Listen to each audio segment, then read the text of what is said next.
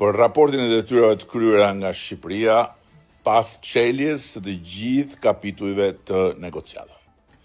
Ai ballafaqim mori kohën e vet, në ndërkohën që molotovarët e Tiranës ulshuan të dëshpëruar në një ofensiv të pashoqe energjie negative, ulshuan rrugëve për ta djegur me do e mos Shqipërinë në sytë e botës, gëzonin si fëmijët kur fotot e kazanëve me flak apo të molotovëve të flakadanëve që hidheshin nëpër Tiranë bënin xhiro në median e botës.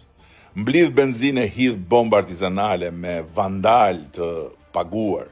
Ulshuan po ashtu kanaleve e portaleve të Shqipërisë për t'i helmuar shqiptarët. Mblidh dhe hidh jarg urrejtje politike pasqyr më pasqyr. Ulshuan nëpër Europë me thas, balte e llumi proverbiale krejt, edhe ajo që ka ndodhi me të ashtu quajturën vizitë treditore në Ministrinë e Jashtme në Berlin.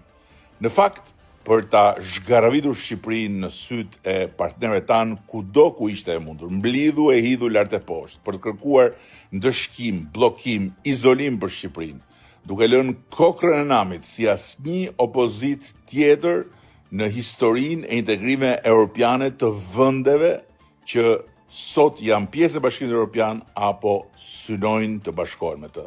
Thanë se rruga europiane ishte bllokuar, thanë se Shqipëria ishte më në fund dëshkuar, thanë se qeveria jonë ishte krejt e izoluar.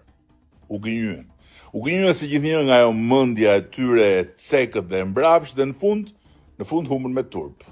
Dhe Shqipëria fitoi përsëri me mund, me dinjitet dhe me krenari kështu më 26 maj në Bruksel, konferenca ndërqeveritare Shqipëri Bashkimi Evropian vullos përmbylljen me sukses të fazës hyrëse dhe hap fazën përfundimtare të negociatave për antarësimin e Shqipërisë në Bashkimin Evropian.